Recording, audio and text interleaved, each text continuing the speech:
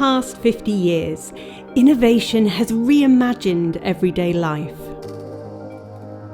Many of these modern technologies still rely on the same traditional materials. So, imagine what could be achieved by unlocking a whole new library of advanced materials.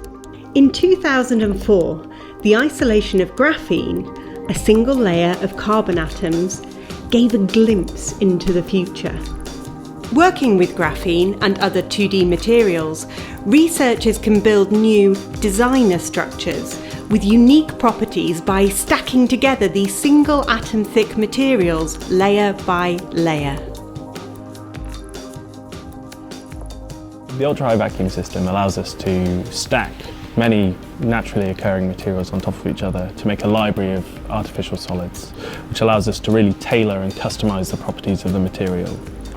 Scientists started combining 2D materials from 2010 using simple micrometer-driven stages and an optical microscope.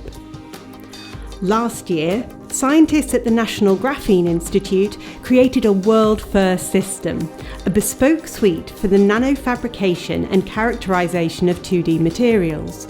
The ultra-high vacuum suite, funded by the Henry Royce Institute for Advanced Materials, combines several interconnected chambers to create, analyze, process and fabricate the layered structures of the future. So when we started, we were just using a simple optical setup to stick these layers together. Then over time, we progressed into pure argon environment. That allows us to use a lot of new materials that are otherwise unstable in the air.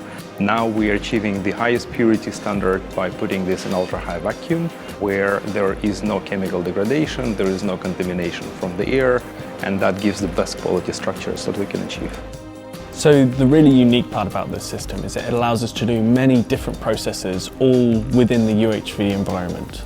There's no need to take the sample out and expose it to air, which may ruin it.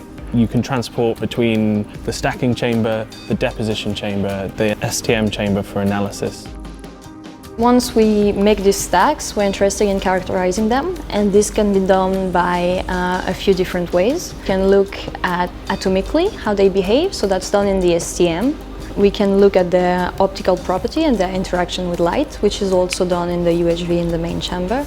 And then we can look at their electrical properties. So for this, the fabrication can be done mostly inside. The suite has demonstrated a new horizon for engineering of 2D and layered materials.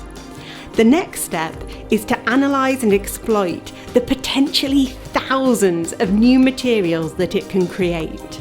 The advantage of van der Waals scatter structures is that we can use hundreds of different materials and we can stack them in any combination while keeping the interfaces between them atomically clean and sharp.